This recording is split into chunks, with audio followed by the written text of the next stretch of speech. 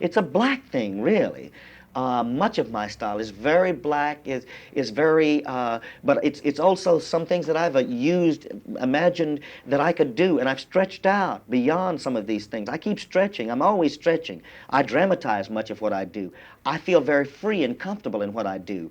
When people try to put me down, it's all right. I can deal with that. I deal with the unpredictable. I'm not afraid. I'm not scared. I'm not frightened by what happens, you see, as I speak.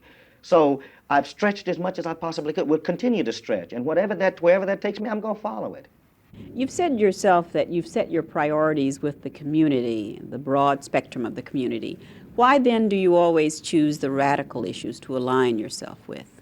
Mainly because that's where my head is, and that's where my heart is, and that's where my life is. That's where I put my body, the most radical things. I believe that we have to radicalize things to get things done very quickly. Social change means rapid social change, it seems to me. Also, I believe that Jesus Christ was a revolutionary, and he was a radical, and you got to be out there. You got to be where they are. Why do you think hundreds of people stand in line to get into church here on Sunday?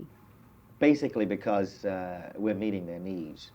You see, I'm convinced that some of the gravest needs that we have at this particular time, as it relates to what may be called the life of the church, which I would not call, this is really not a church, it's a community of people, because they come from all over.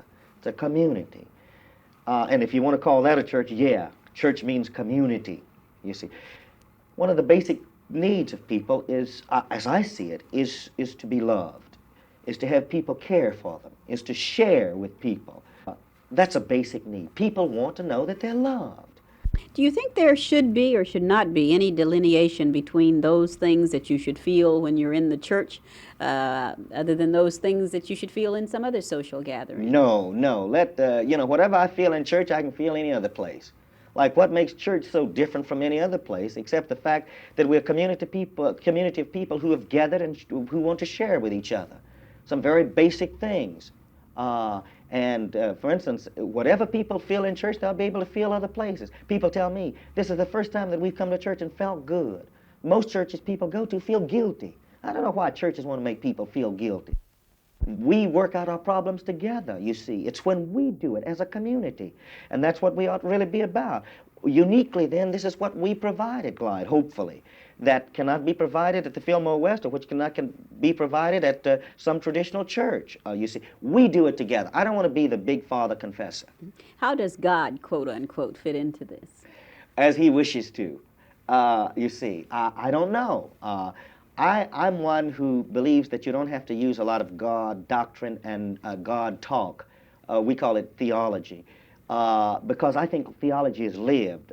If you believe in God, what I would call the ultimate being, that which is ultimate in life, then you live that way. You respond that way. If you believe in Jesus Christ, Jesus of Nazareth, you live that way. You don't reject a prostitute, nor do you reject the tax collector, nor do you reject a man who's blind, one who's in prison. You don't reject the prisoners. You accept all people, no matter who they are, you see. You live that way. And I'm tired of theology talk. I think we have to live it. The fact is that something is happening here at Glide Church each Sunday. True, there's wide disagreement as to exactly what it is, but there are few churches in the country faced with the problem of possibly scheduling 3 services because hundreds are being turned away. Belva Davis for Eyewitness News in San Francisco.